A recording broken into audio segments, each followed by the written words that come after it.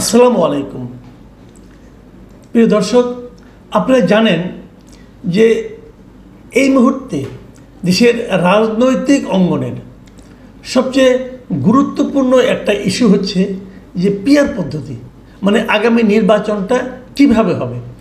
আমরা যে নিয়মে সবসময় নির্বাচন করি সেই নিয়মেই হবে নাকি পিআর পদ্ধতিতে হবে। কিন্তু প্রশ্ন হচ্ছে পিআর পদ্ধতি জিনিসটা কি। এটা নিয়ে কিন্তু অনেকের মধ্যে নানা ধরনের দ্বিধা আছে। তো আমি পিআর পদ্ধতি সবাইকে বোঝেন, আপনি বোঝেন, অনেকেই বোঝেন না। আমি এরই মধ্যে এটা নিয়ে একটা জরিপ করেছিলাম। এই জরিপ করার পর আমি প্রথম যে 8 ঘন্টায় যে রেজাল্ট পেয়েছি সেটা আপনাদের সঙ্গে একটু শেয়ার করতে চাই। আমি 4টা অপশন দিয়েছিলাম যে আমি পিআর পদ্ধতি, প্রশ্নটা ছিল জামাত সহ কয়েকটি দল আন্দোলনে নেমেছে যে পিআর পদ্ধতি মানে সংখ্যানুপাতিক পদ্ধতিতে নির্বাচনের দাবিতে। আপনি কি জানেন পিআর পদ্ধতি বিষয়টা কি? এর উত্তরে আমার 4টা অপশন ছিল। সেখানে ভালোভাবেই জানি এই কথা বলেছেন 46% লোক। ভাষা জানি এই জবাব বলেছেন 16% লোক। একেবারেই বুঝি না এটা বলেছেন 32% লোক, এবং 7% লোক কোনো মন্তব্য করতে চান নাই। লক্ষ্য করুন, বোঝেন কতজন ভালোভাবে বলেছেন? 46% লোক। আসলে কি 46% লোক ভালোভাবে বোঝেন? আমার কিন্তু এটা নিয়েও সন্দেহ আছে। এই কারণে সন্দেহ আছে, আজকে একটা ভিডিও দেখলাম, জামাতের মিছিলে কিছু লোক এসেছে, তারা পিআর পদ্ধতি চায়। তাদেরকে জিজ্ঞাসা করা হলো পিআর পদ্ধতি আপনি বোঝেন? ওনারা বলতে পারলেন না পিআর পদ্ধতি কী। তো এই সমস্যাগুলো কিন্তু থাকবে। নতুন একটা জিনিস, এটা না বোঝাও কিন্তু আমি কোনো ভুল মনে করি না, কোনো অপরাধ মনে করি না, হতেই পারে নতুন একটা জিনিস। তো আমাকে অনেকে বলেছেন যে পিআর পদ্ধতি জিনিসটা কী, এটা নিয়ে যেন আমি একটা ভিডিও বানাই।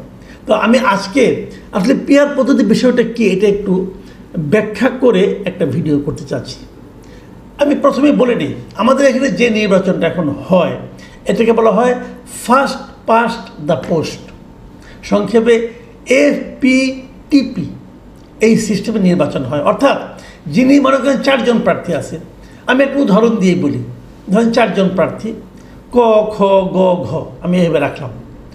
ক পেল 38% ভোট, খ পেল 39% ভোট, গ পেল 15% ভোট, আর ঘ পেল 5% ভোট। এই যদি ভোটের হিসাব হয়, আর পরে যা 2-3% থাকলো ওটা অন্য খুচরা দলগুলি পেল, তাহলে জিতবে কে? খ জিতবে, কারণ তারা 39% ভোট পেয়েছে। তো 39% ভোট পেয়ে তারা ক্ষমতায় এসে গেল। একটা কথা ভাবুন তো, তারা 39% ভোট পেয়ে ক্ষমতায় আসলো, কিন্তু দেশের 39কে বাদ দিলে থাকে কত? 61%। 61% লোক কিন্তু খকে ভোট দেয় নাই। তাহলে 61% লোক যাকে অপছন্দ করে সেও কিন্তু ইলেক্টেড হয়ে গেল। এই জিনিসটা খেয়াল করেন। আবার আরেকটা হিসাব ধরেন আপনি, এই যে খ দল 39% ভোট পেল, এই সবটাই কি তার ভোট? তাও কিন্তু না। যেমন ধরা যাকে উদাহরণ দিয়ে বলি, যেমন ঘ পেয়েছে 5% ভোট। এখন ঘ হয়তো ককে খুবই অপছন্দ করে।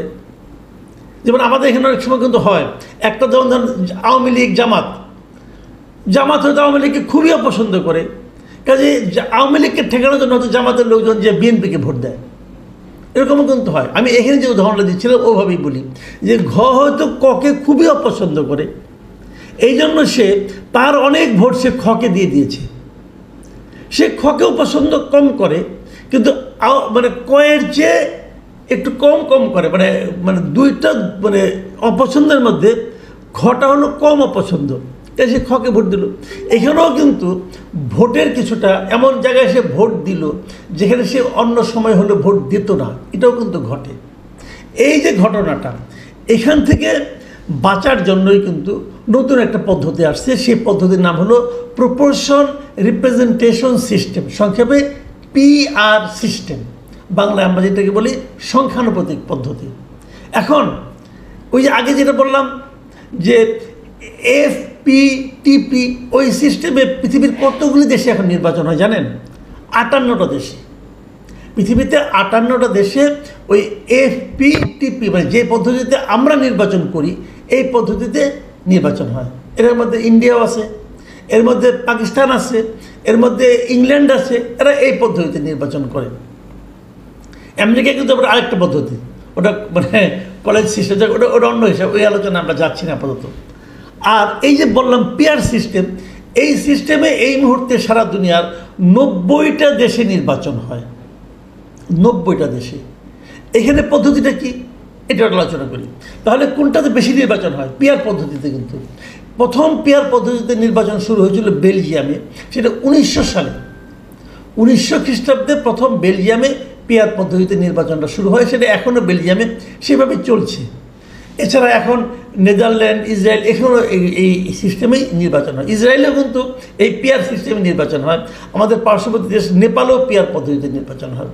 এই পিয়ার পদ্ধতিতে কিন্তু অনেকগুলি সিস্টেম আছে, পিয়ারের মধ্যে কিন্তু অনেকগুলি পদ্ধতি আছে। সেটা আপনাদের একটা বলি। যেমন ধরেন ইসরায়েল কিংবা নেদারল্যান্ড, এখানে কি হয়, তারা যেটা করে, তারা এতগুলি প্রার্থী দেয় না। তারা বলে যে পুরো দেশটাই একটা নির্বাচনী মানে এলাকা, এইখানে ভোট হবে দল ভিত্তিক। যে দল যত পার্সেন্ট ভোট পাবে সে সংসদের আসনের অত পার্সেন্ট আসনে জায়গা পাবে। যেমন ধরা যাক আমাদের দেশে 300 আসন। এখন যদি কোনো একটা দল, ধরা যাক আওয়ামী লীগ অথবা বিএনপি অথবা কই ধরি আমরা, যদি দল যদি 40% ভোট পায় তাহলে তারা 120টা আসন পাবে। যদি দল 38% অথবা 35% ভোট পায়, যদি দল মনে করেন 35 করলো, তাহলে তারা 105টা আসন পাবে। ঠিক এইভাবে এটা হলো একটা পিয়ার পদ্ধতি, যেটা নাকি আপনার এটাকে বলা হয় পিওর প্রফেশনাল রিপ্রেজেন্টেশন, মানে পিপিআর সিস্টেম। মানে পুরো দেশটাই একটা, কোনো প্রার্থী আলাদা থাকে না, দল থাকে, দল নির্বাচিত করে।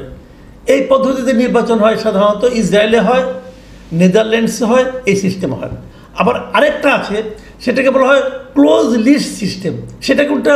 সেটা হলো পার্টি করে কি ইলেকশনের আগেই একটা তালিকা প্রকাশ করে দেয় যে 300 আসনের জন্য আমাদের এই 300 প্রার্থী, 1, 2, 3, 4 করে করে প্রার্থী ঘোষণা করে দেয়।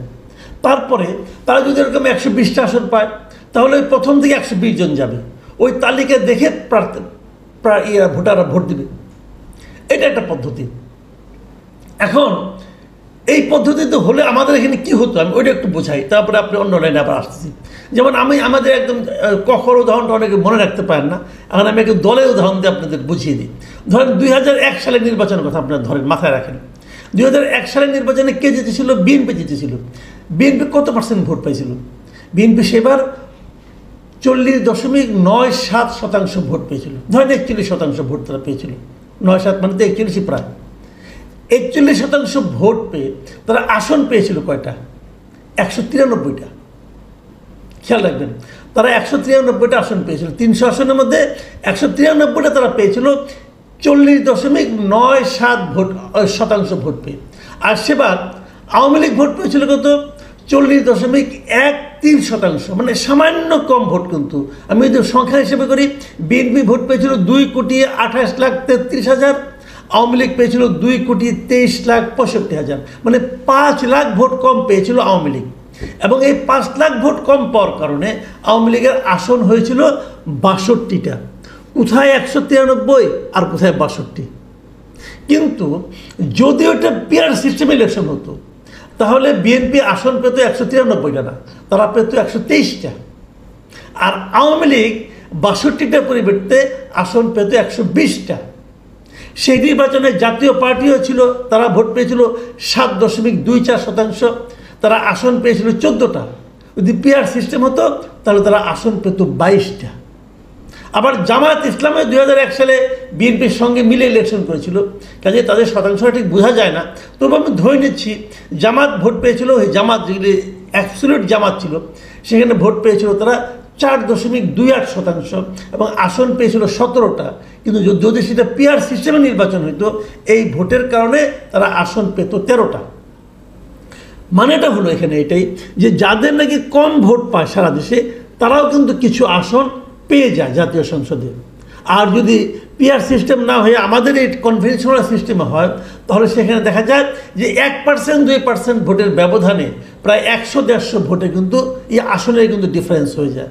আমি যদি সর্বশেষ 2000 মানে যেটাকে আমি নির্বাচন বলি, আমি যে 14, 18 আর 24 নির্বাচনই বলি না, ধরো সর্বশেষ যেটা নির্বাচন 2008 সালে কথা যদি আমরা বিবেচনা করি, 8 সালে কী হয়েছিল ওইটা একটু হিসাবটা আপনাদের একটু বলি।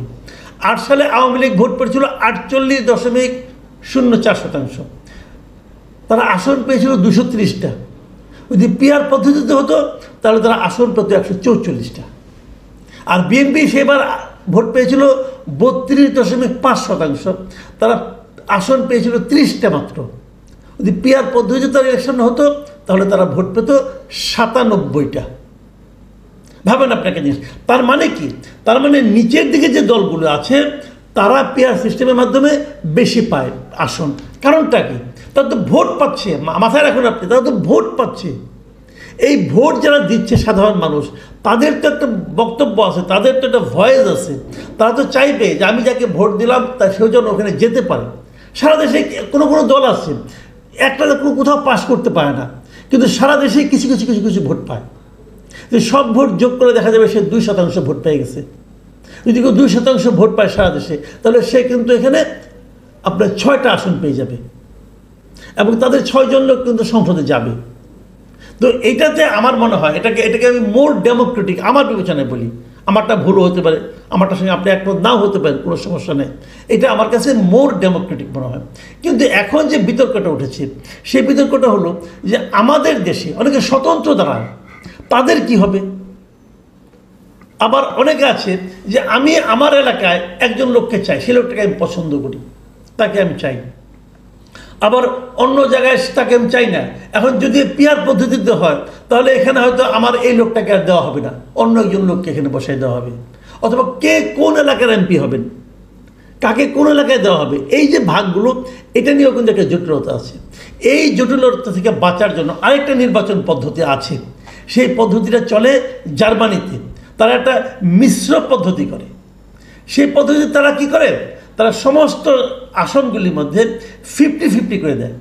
মানে তার 50% ন্যায় হলো পিআর পদ্ধতিতে, আর 50% ন্যায় হলো ওই যে এফপিটিপি পদ্ধতিতে, মানে আমরা যেভাবে চলি সেভাবে। তারপর তারা একটা মিক্স করে এবং ওতেও কিন্তু মোটামুটি একটা ভালো সুফল পাওয়া যায়। তো এই হলো মোটামুটি তাত্ত্বিক দিকগুলো। কিন্তু আমরা আসলে করবোটা কি? আমরা কেন এটা চাচ্ছি না? দেখবেন সবসময় যারা নাকি ক্ষমতায় যায়, যারা বড় দল, তারা সবসময় ওই এফপিটিপি পদ্ধতিতে ইলেকশন করতে চায়, তারা পিআর পদ্ধতি চায় না।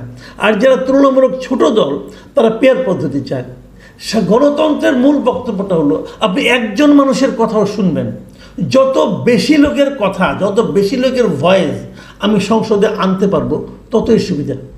আমি পার্সোনালি পিআর পদ্ধতির পক্ষে, কিন্তু আমি আবার এটাও মনে করি এই মুহূর্তে এখনই পিআর পদ্ধতিতে নির্বাচন হওয়ার প্রয়োজন নাই। কেন প্রয়োজন নেই সেটা বলেই আলোচনাটা শেষ করব। এই জন্য মনে করি যে পিআর পদ্ধতিটা নিয়ে আরও গবেষণা করার দরকার আছে। আমাদের দেশের জন্য কোন পদ্ধতিটা লাক্সই হবে, অথবা আমরা নতুন কোনো পদ্ধতি উদ্ভাবন করবো কিনা সেটা নিয়ে আলোচনা হতে পারে। এই আলোচনা চলতে চলতে আমরা হয়তো 5 বছর পরে এটা নিয়ে আলোচনা করতে পারবো, আমাদের সিস্টেমে চেঞ্জ করতে পারবো। কিন্তু সমস্যা হলো একটাই, যারা ক্ষমতায় থাকেন তারা তো পিআর পদ্ধতি চান না। তো যে কারণে তখন এটা হবে কি না এটা তো আমরা জানি না। তো এখন আমাদের একটা সংস্কার কর্মসূচি চলছে। এখন এই ধরনের একটা মানে আপনার সিগনেচার করে নিলেই হয়, চুক্তি করলেই হয় যে 5 বছর পরের থেকে আমরা পিআর পদ্ধতি চালাবো। এটা একটা পদ্ধতি। এবং আমাদের এই যে সমস্যাগুলি আছে, যে স্বতন্ত্র প্রার্থীর জন্য আমার এলাকার প্রার্থী কী হবে, তাহলে কি আমরা জার্মানির মতো মিক্সড কোনো সিস্টেমে যাব, অথবা আমাদের জন্য আলাদা কোনো সিস্টেম ক্রিয়েট করব, এগুলো নিয়েও আলোচনা হতে পারে। সেই আলোচনার মাধ্যমে পিআর পদ্ধতিতে আমি মনে করি যেতে পারলে ভালো। কিন্তু তারপরেও সেটা সবার মতামত নিয়ে করতে হবে, সেটা না হয় করা যেতে পারে। কিন্তু এখনই যদি করতে চাই তাহলে আমাদের নির্বাচনটা আরও পিছিয়ে যাবে, সেটা মনে হয় ঠিক হবে না। আমি মনে করি সব কিছুর আগে নির্বাচনটা ঠিক সময়ে করতে হবে। তবে এইবার এই সংস্কার কমিশন যারা আছে তারা একটা প্রস্তাব দিয়েছেন, সেটা হলো যে সংসদের 2টা কক্ষ হবে, উচ্চ কক্ষ এবং নিম্ন কক্ষ। উচ্চ কক্ষে তারা পিআর দিতে চাচ্ছে পলিটিক্যাল পার্টি হিসাবে। সেটা মোটামুটি খারাপ না, কারণ উচ্চ কক্ষের জন্য তো কোনো এলাকা নাই। কাজে এই উচ্চকক্ষে একটা পেয়ার পদ্ধতি দিলে পরে এটা মনে হয় ভালোই হবে। আরও একটা প্রস্তাব দিয়ে আমি শেষ করি, প্রস্তাবনার সম্ভাবনার কথা বলি। সেটা হলো, আমাদের এখানে যিনি এমপি হন তিনি কিন্তু ওই এলাকার কোনো একটা এলাকার সর্বময় ক্ষমতার অধিকারী হয়ে যান। এলাকার উন্নয়ন কর্মকাণ্ড সমস্ত কিছু সে দেখেন। এটা সারা দুনিয়ায় কিন্তু এই ফরম্যাট চলে না। সারা দুনিয়ায় চলে যেটা, সেটা হলো উন্নত বিশ্বে বিশেষ করে, যে এলাকার যে উন্নয়ন সেই কাজটা আসলে এমপি সাহেবদের হাতে থাকে না, সেটা থাকে হলো লোকাল গভর্নমেন্টের হাতে, মানে উপজেলা চেয়ারম্যানদের হাতে। যে এটাকে আমরা উপজেলা চেয়ারম্যান বলি।